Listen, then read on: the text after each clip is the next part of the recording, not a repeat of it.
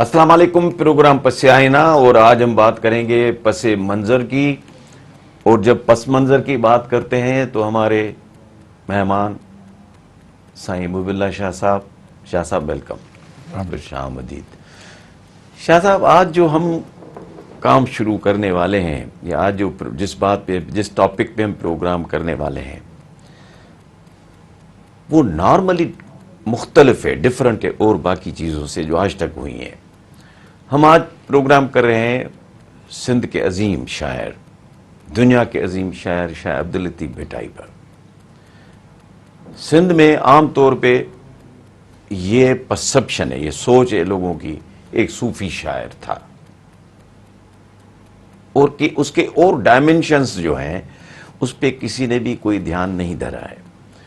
جی صوفی شاعر تھا، اس کی سات جو ہیں وہ انہوں نے اپنا سورمیاں ہیں اس کی، اور وہ سات سورمے میں یہ بات کی ہے، وہ بات کی ہے، عشق کی، مزاج کی، یہ بات کی ہے۔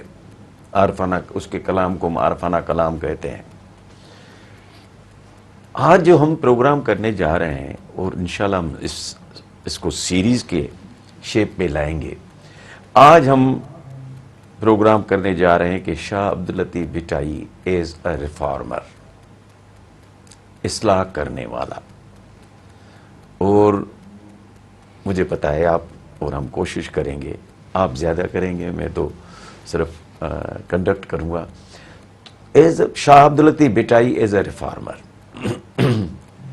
اس پہ جب ہم بات کریں تو آپ کہاں سے بات شروع کریں گے؟ مولوی صاحب، اس کے لیے جس طرح آپ نے کہا کہ ہمارے جو ماضی میں جو موضوعات رہے ہیں ان سے یہ بالکل ہٹ کے بالکل ہی ایک الگ اپنے طور پر خود ہی ایک بہت بڑا موضوع ہے، اور سندھ کے لوگوں کے لیے تو بہت لگاؤ ہے شاہ عبداللطیف بھٹائی صاحب سے۔ تو ہم یہ کوشش کریں گے کہ اپنے طور پر ہم ایک نذرانے کے طور پر ہم ایک انٹرپریٹیشن دیں جو ہمارے خیال میں ہونی چاہیے، اور میرے اس خیال کی میں طرف یہ توجہ ہمارا جو پروگرام اردو میں ہے، تو اس پروگرام کا مقصد یہ ہے کہ ہم پورے پاکستان کو، دنیا کو بتائیں کہ شاہ عبداللطیف بھٹائی کیا ہے۔ بالکل ہے۔ اچھا، اب ہم اگر اس بسم اللہ کریں اپنے طور پر، جو ہم جس انداز سے مختلف لوگوں نے مختلف طریقوں سے پیش کیے ہیں، آپ نے جس طرح کہا زیادہ تر صوفی شاعر ہیں اور عارفانہ کلام ہے ان کا، وہ عام طور پر یہ دو باتیں ہیں جو عموماً کہی جاتی ہیں۔ کہی جاتی ہے نا۔ اچھا، تو یہ تو ایک بات ہے کہ شاہ سائیں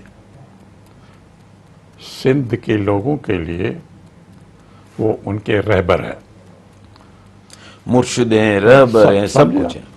وہ ایک عظیم شاعر بہت تھے، انہوں نے ہمیں شناخت دی، ہماری زبان کو، ہمارے کلچر کو، ہمارے لوگوں کو۔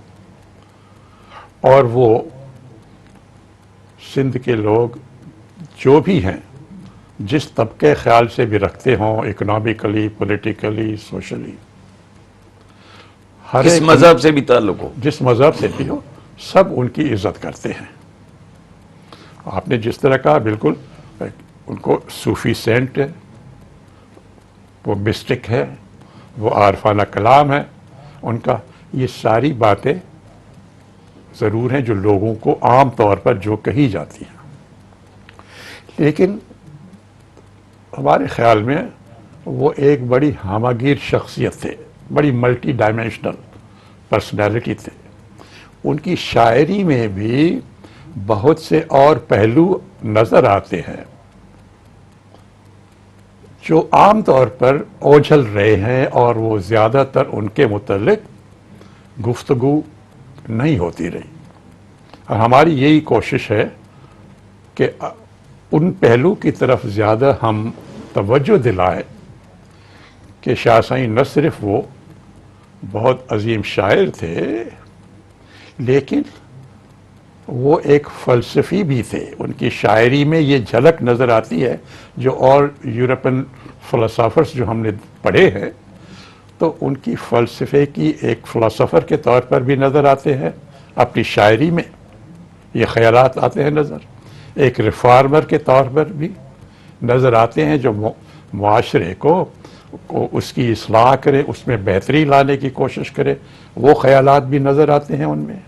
وہ ایک ہیومنسٹ بھی ہے جو انسان دوست ہے، وہ خیالات بھی ان کے نظر آتے ہیں۔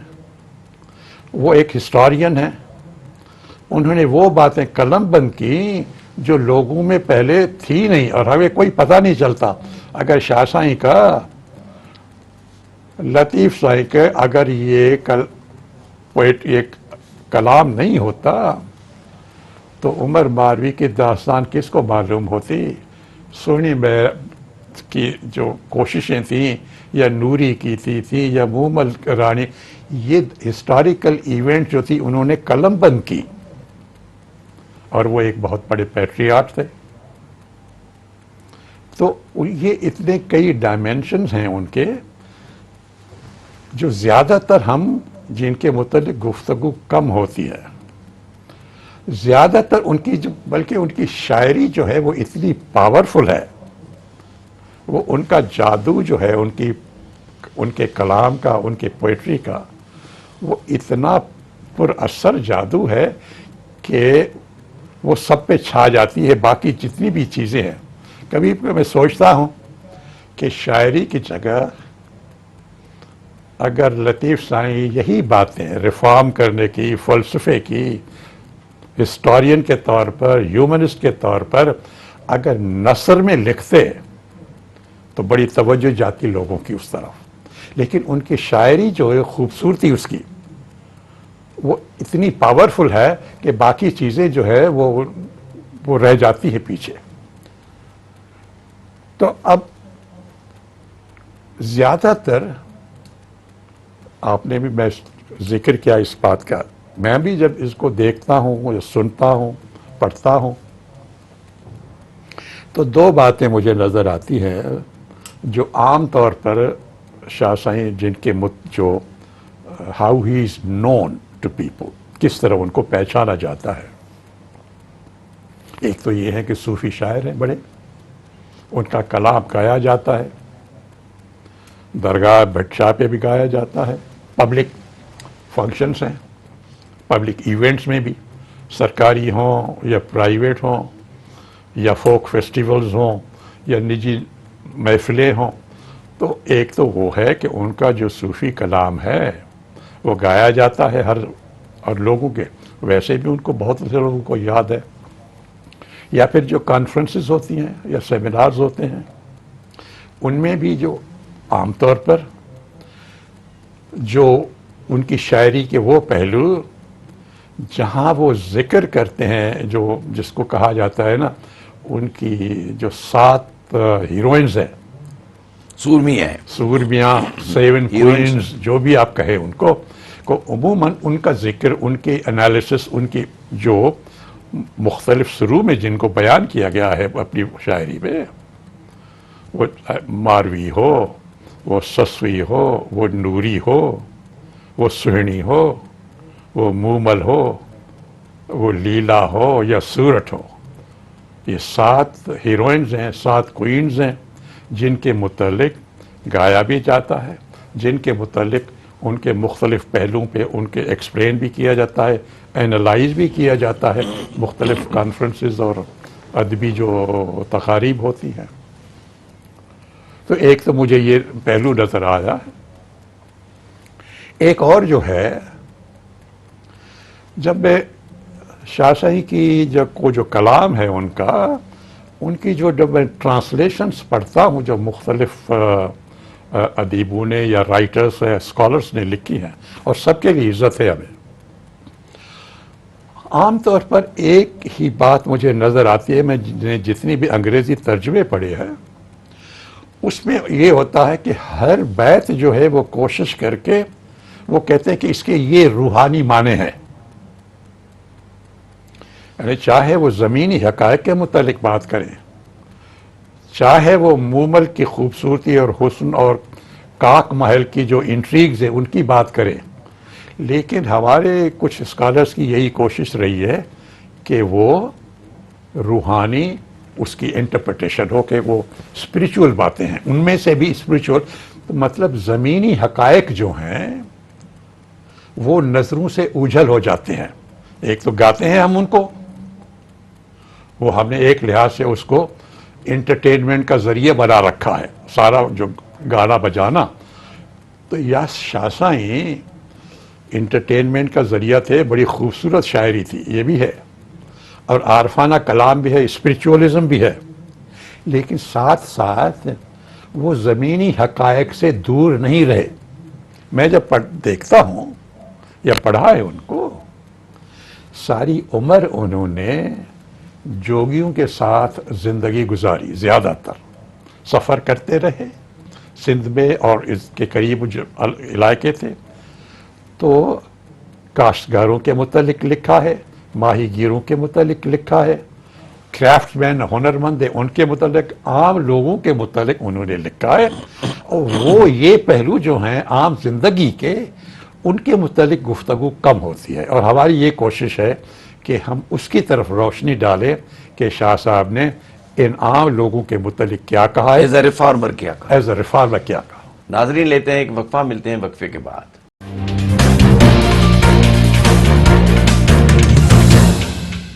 Welcome back. شاہ صاحب، شاہ لطیف ایز اے ریفارمر، آج کا ہمارا موضوع یہ ہے. آپ نے پہلے حصے میں بتا دیا شاہ عبداللطیف بھٹائی کے لیے کہ وہ ملٹی ڈائمینشنل پرسنالٹی، شاعر تھے، پرسنالٹی تھے، شخصیت تھی. تو اس سلسلے میں ہم ناظرین کو اور آگے کیا بتائیں کہ ایز اے ریفارمر شاہ عبداللطیف ہم کیسے کہیں گے he should be recognized as a reformer.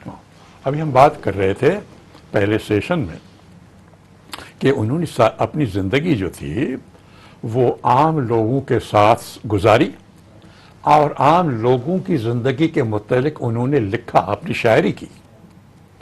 اور جوگیوں سے رہے، کاشتکاروں کے ساتھ، ماہی گیروں کے ساتھ، اور مرد، عورتیں، عام آدمی. وہ درباری شاعر نہیں تھے، کسی دربار سے وظیفہ نہیں لیتے تھے، کسی بادشاہ کی قصے کہانیاں نہیں لکھتے تھے. انہوں نے تو عام لوگوں کی زندگی کے متعلق لکھا، ان کے درد، شکایتیں، دکھ، افسوس، خوشی کے لمحے، افسوس اور مشکلات کے جو ہیں پیش آتی ہیں لوگوں کو، وہ تو انہوں نے کے متعلق لکھا. وہ تو ایک صحیح لحاظ سے، صحیح معنوں میں ایک عوامی شاعر تھے، درباری شاعر نہیں تھے. زبان بھی درباری نہیں.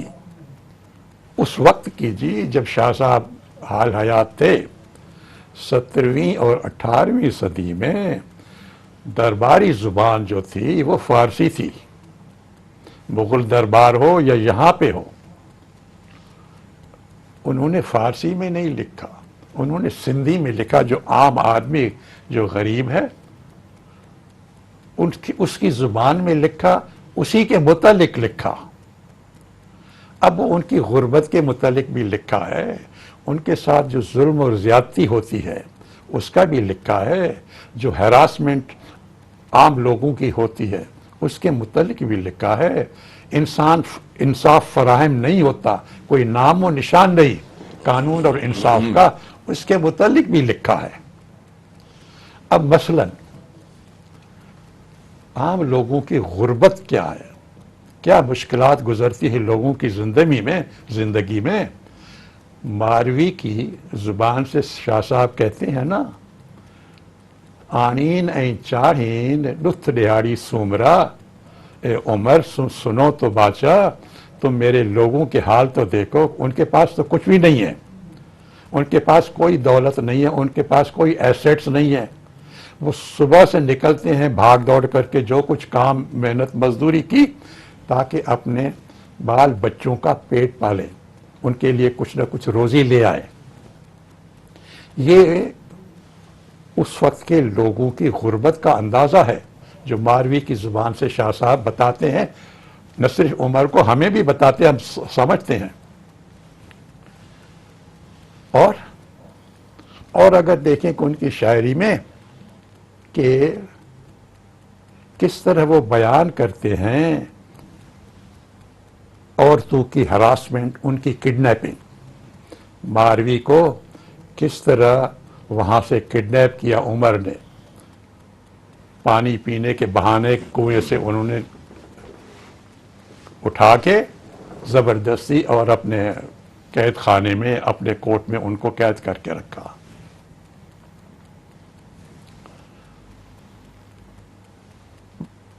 جب سسی پہ آئیں، میں 2-3 بار ان کا ذکر کروں گا، وہاں پہ آئے تو آپ دیکھیں میری نظر میں شاہ صاحب ہمیں بتا رہے ہیں کہ اسٹیٹس آف ویمن کیا تھا، کتنی کمزور حالت تھی عورتوں کے، کوئی حقوق نہیں، نہ اپنوں نے اس کی مدد کی جب وہ پنو چھوڑ کے چلا گیا اپنے بھائیوں کے ساتھ، تو یہ اکیلی جو تھی، پنو اس کا میاں، ہاں اس کا میاں تھا نا، وہ چھوڑ کے چلا گیا۔ وہ شاہ صاحب یہی سسی کی معیار یا اس کا شکوہ ہے نا، وہ جو بیان کرتے ہیں سسی کی زبان میں، ادیوں ماں انجان، ماں سوچ سمجھ کے میں نے وہ اپنا وہ شوہر نہیں کہا کہ میں تو انوسینٹ تھی، آئی ڈنٹ ریئلائز کہ میں کہاں شادی کر رہی ہوں کہ وہ چھوڑ کے چلے گئے، اور پیچھے نہیں ہے، یہ گئی ہے پیچھے اپنے شوہر کے، پہاڑوں میں پھرتی رہی ہے بیچاری وہی، لیکن وہ واپس نہیں آیا، نہ کوئی اور۔ مطلب ہے ایک اسٹیٹس آف ویمن، اکیلے عورت، اس کو کوئی مددگار کوئی نہیں تھا، زیادتی ہو رہی ہے، کوئی انصاف یا کوئی قانون یہ وہ نہیں ہے۔ 2-3 چیزیں جو تھیں، غربت کی آ گئی، کڈنیپنگ کی، عورتوں کا حال ہے، اسٹیٹس آف ویمن کوئی نہیں ہے، کوئی پروٹیکشن، کوئی رائٹس، کوئی ڈگنیٹی کچھ نہیں ہے، زیادتیاں ہو رہی ہیں، اپنے بھی کر رہے ہیں زیادتی، دوسرے بھی کر رہے ہیں، لیکن کوئی مدد نہیں آتی، اکیلی سسی یہاں سے چلتی ہے اور بیچاری وہیں ختم ہو جاتی ہے پہاڑوں میں۔ 300 سال پہلے شاہ سائیں یہ کہہ رہا تھا، اور یہ جو داستانیں جو بتا رہے تھے یہ تو شاہ صاحب سے بھی 2-3 سال پہلے کی ہیں، یہ 14ویں 15ویں 16ویں صدی کی باتیں ہیں، عمر ماروی کی ہو، نوری جام تماچی، سسی پنو، یہ شاہ صاحب سے بھی 2-3 سال پہلے، تو 3 سال تو 300 سال ہو گئے شاہ صاحب کو۔ اب آپ ایک نظر سندھ کے حالات پہ دوڑائیں، آج بھی اگر ہم دیکھیں تو جو نقشہ ماروی نے اپنے لوگوں کا کھینچا تھا، ان کی غربت کا، لاکھوں لوگ جو ہیں سندھ میں، وہ بھی ابھی اسی حال میں ہیں کہ آنی ننچانی لط دیہڑی سوبرا، ان کے پاس اور ابھی بھی آج بھی کچھ نہیں ہے۔ 300 سال میں حالات نہیں بدلے لوگوں کے۔ آج بھی آپ اخباروں میں پڑھتے ہیں، ٹی وی پہ داستانیں سنتے ہیں عورتوں کے، لڑکیوں کے کڈنیپنگ کے، اٹھا کے لے جاتے ہیں۔ 300 سال پہلے بھی ہوتا تھا، آج بھی۔ میں عرض کر رہا ہوں کہ جو سماجی نقشہ ہمارے سماج کا جو نقشہ انہوں نے کھینچا، اس کی طرف ہم توجہ نہیں دیتے۔ یا سسی کی جو داستان تھی کہ اسٹیٹس آف ویمن، نہ اس وقت تھا، نہ ان کو پروٹیکشن نہ اپنوں نے دیا نہ دوسروں نے دیا، اور اکیلی آج بھی جو سندھ میں جو حالت ہے عورتوں کی، ابھی میں دیکھ رہا تھا چند دن پہلے، وہ ایک بین الاقوامی انٹرنیشنل ویمنس ڈے ہوتا ہے 8 مارچ کو، ساری دنیا میں، پاکستان میں بھی ہوتا ہے، اور وہاں پہ عورتیں اپنے حقوق کے لیے آواز بلند کرتی ہیں، عورت مارچ ہوتا ہے جہاں پہ وہ تقریریں کرتی ہیں اور بتاتے ہیں اپنے کہ ہمارے ساتھ جو ان ایکوالٹیز ہیں، جو انجسٹس ہے، جو زیادتی ہے، ان کا تدارک ہونا چاہیے، یہ باتیں صحیح نہیں ہیں۔ اور ابھی کچھ دن پہلے میں دیکھ رہا تھا کہ کچھ صاحبان ہیں جو انہوں نے کہا کہ نہیں جی عورت بات نہیں ہونی چاہیے. اور بھائی ایک تو ان کو حقوق نہیں ہے، پھر دوسری آپ ان کی آواز بھی دبانا چاہتے ہو کہ آواز بھی اپنے حقوق کے لیے نہ اٹھائیں. عرض یہ ہے کہ یہ جو اکنامکلی، سوشلی اور پولیٹیکلی یہ جو کنڈیشن شاہ صاحب نے 300 سال پہلے کی بتائیں، سندھ میں آج بھی وہ صورتحال کوئی زیادہ مختلف نہیں ہے. تو ذہن میں سوال آئے گا نا کہ بھائی وجہ کیا ہے؟ 300 سال کیوں نہیں تبدیلی کیوں نہیں آئی؟ 300 سال سے پہلے وہ جو حالات بیان کر رہے ہیں، آج بھی اگر سندھ کے وہ حالات ہیں لوگوں کے، غربت ہے، مسکینی ہے، کڈنیپنگ ہے اور عورتوں کے حقوق نہیں ملتے، وجہ کیا ہے؟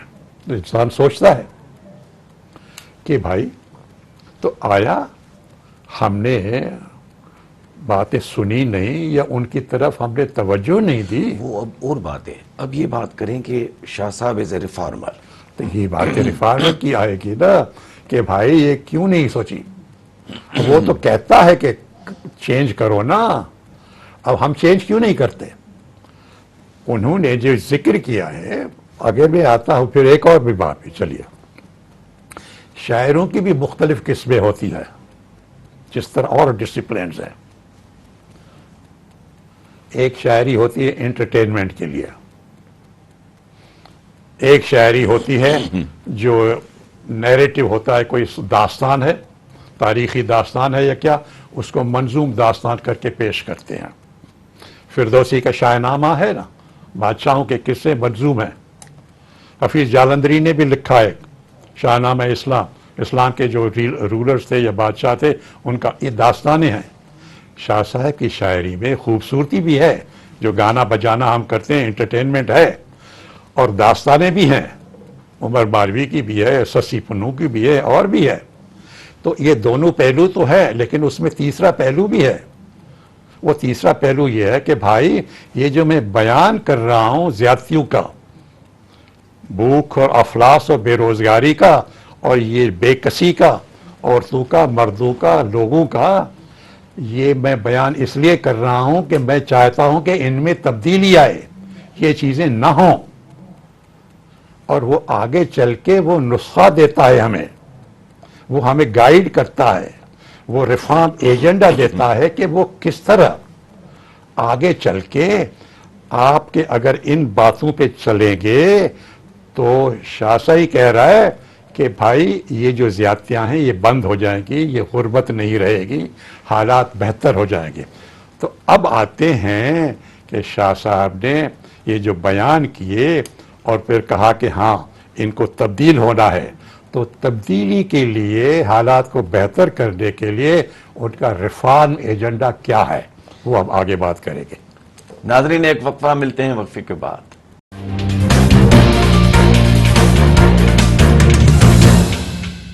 ویلکم بیک ناظرین.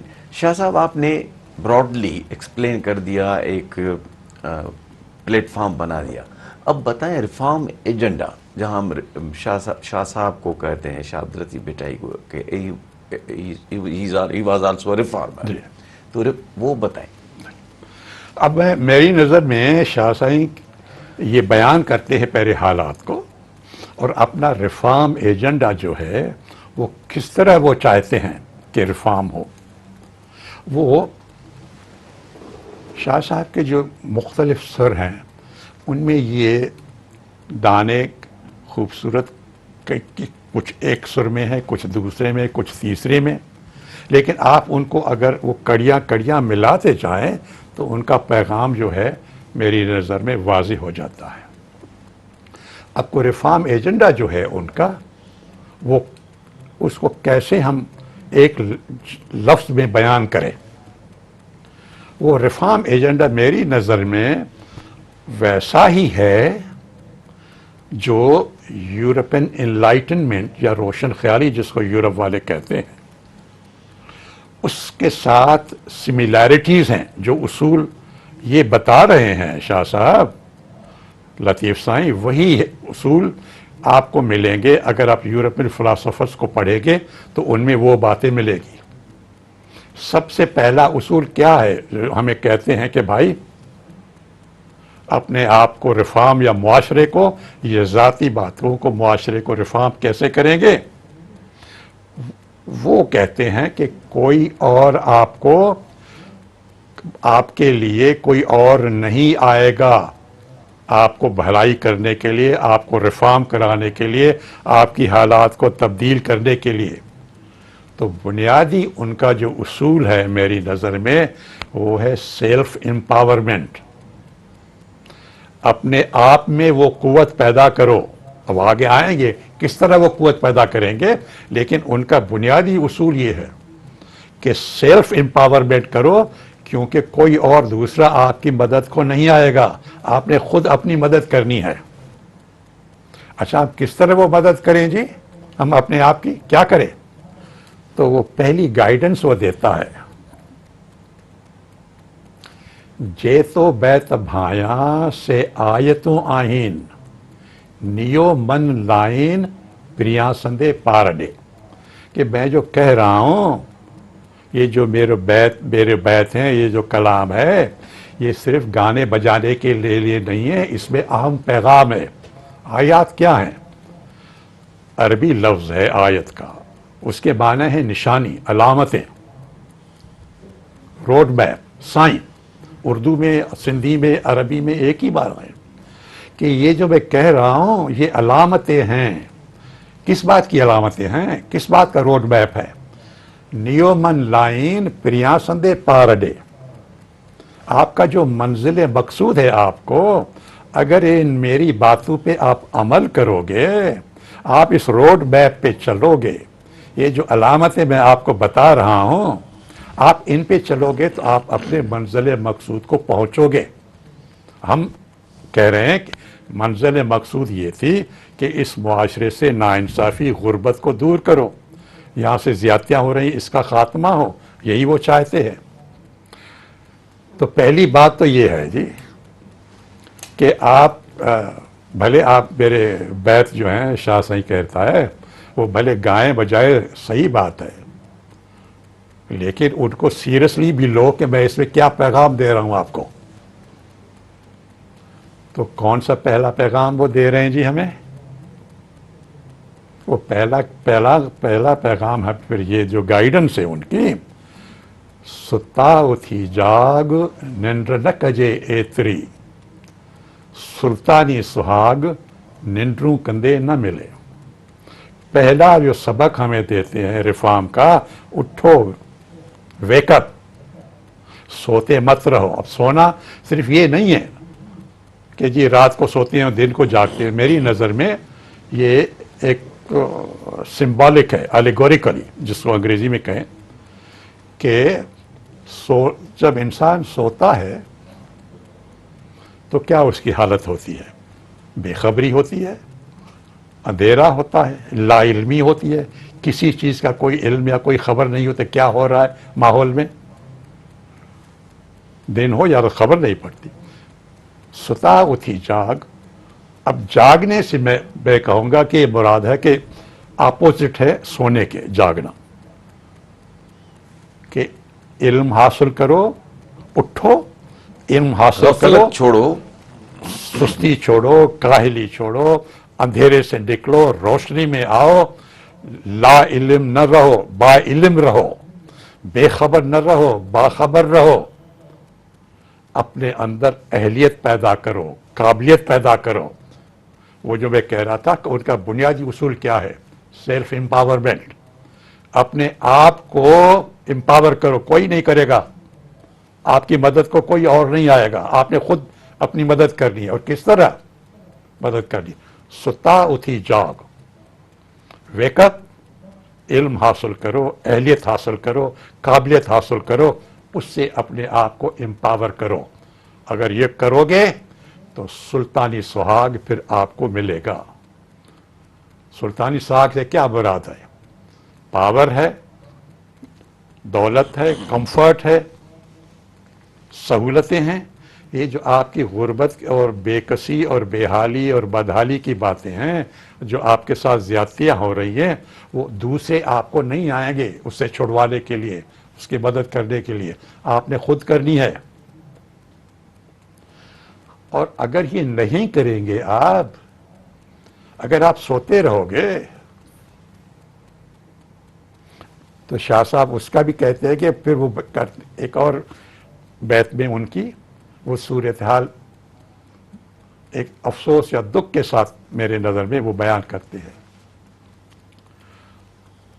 کہ جو جاگتے نہیں، جو با علم نہیں، با صلاحیت نہیں، جو قابلیت پیدا نہیں کرتے، سوتے رہتے ہیں، بے خبر ہیں اندھیرے میں، تو وہ کہتے ہیں کہ ان لوگوں کی حالت ایسی ہے، تو جو ڈیو بھائیو سو سورج سہائے، اندھن اوندا ہی رات وہامی نیو تھے.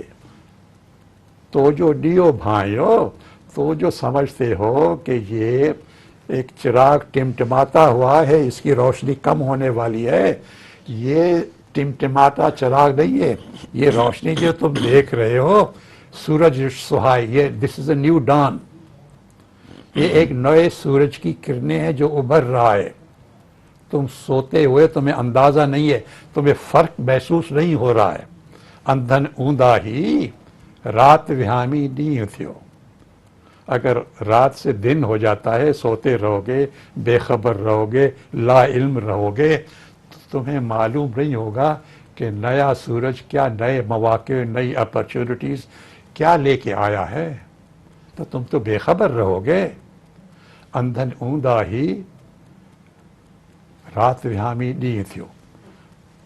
بات یہ وہی کہہ رہے ہیں کہ بھائی اگر آپ، وہ پہلا سبق ان کا یہ تھا کہ اپنے اندر آپ علم حاصل کریں، اس سے آپ اہلیت لے لیں، پیدا کریں، اب قابلیت پیدا کریں.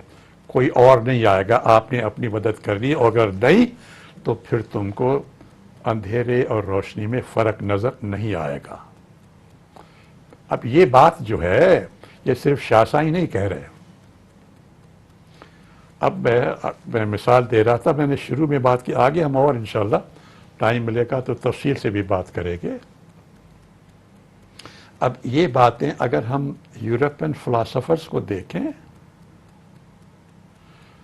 اور ان کو اگر یا ان کے جو پوئٹس ہیں ان کو اگر ہم دیکھیں تو وہاں پہ یہی خیال آپ کو نظر آئے گا.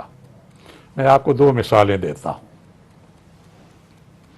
شاہ صاحب نے جو کہا نا کہ بھائی کوئی اور مدد کے لیے نہیں ہے گا، آپ اپنی جو غربت اگر یہ ہے وہ اس وجہ سے ہے کہ آپ اندھیرے میں رہے ہو، آپ میں علم، اہلیت اور قابلیت آپ نے پیدا نہیں کی، اس لیے کوئی اور ذمہ دار نہیں ہے، آپ ہو.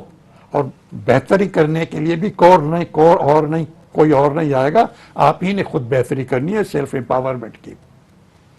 شیکسپیئر جو ہے وہ جولیس سیزر ان کا بڑا فیمس ڈرامہ ہے، وہ بھی شاعر جو تھے.